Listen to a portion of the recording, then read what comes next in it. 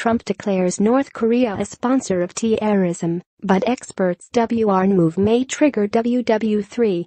The U.S. president made the announcement on Monday as he blasted North Korea for repeatedly supporting acts of international terrorism, including assassinations on foreign soil, believed to be a reference to the murder of Kim Jong-un's half-brother Kim Jong-nam earlier this year. The designation will allow the U.S. to impose more sanctions, which will be announced on Tuesday. President Trump said, in addition to threatening the world by nuclear devastation, North Korea has repeatedly supported acts of international terrorism, including assassinations on foreign soil. This designation will impose further sanctions and penalties on North Korea and related persons and supports our maximum pressure campaign to isolate the murderous regime. He added that North Korea, who was removed from the list in 2008 under then-President George W. Bush, should have been relisted a long time ago.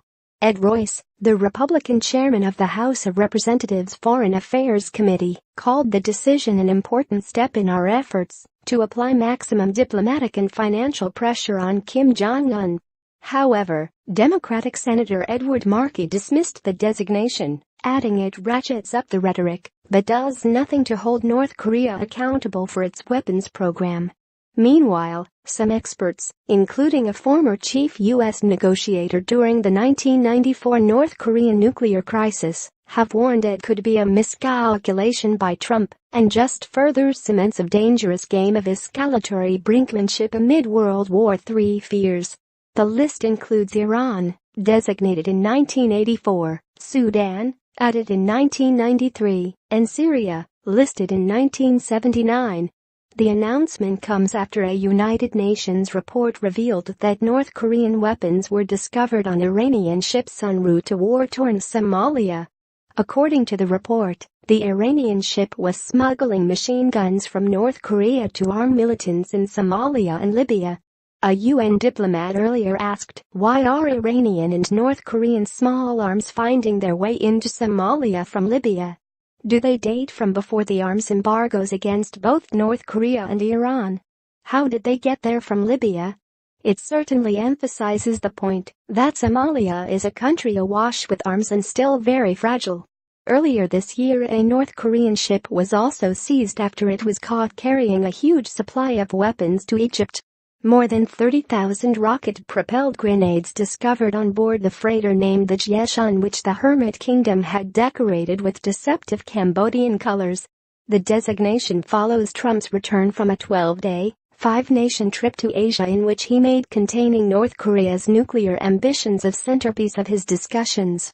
The rogue state has made no secret of its plans to develop a nuclear-tipped missile capable of hitting the U.S. mainland and has fired 2 missiles over Japan in the second half of this year.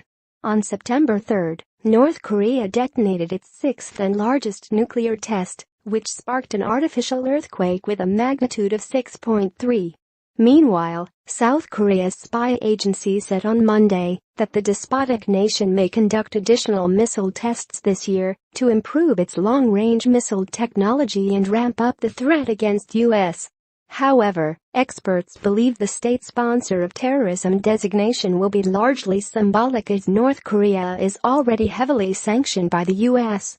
State Secretary Rex Tillerson added, the practical effects may be limited, but hopefully we're closing off a few loopholes with this. In his announcement, Trump remembered Otto Warmbier, the college student from Ohio who died in June shortly after his return from North Korea, where he was held for more than a year. His death caused outrage in the United States and further inflamed tensions with Pyongyang.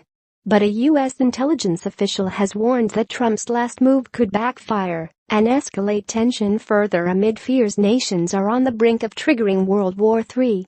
Speaking on condition of anonymity, the official said Kim could respond in a number of ways, including renewing missile or nuclear tests in a very volatile environment. The official added that the move could damage U.S. relations with China, who Trump has repeatedly been pushing to put additional pressure on the despotic regime. Meanwhile, others have argued that relisting North Korea will sever any chance of dialogue. The nation had been removed under the Bush administration in 2008 in a bid to encourage denuclearization talks. Robert Gallucci, the chief U.S. negotiator during the 1994 North Korean nuclear crisis, said, "I don't see how this helps, and it might just be an important miscalculation." Harry Kazianis, director of defense studies,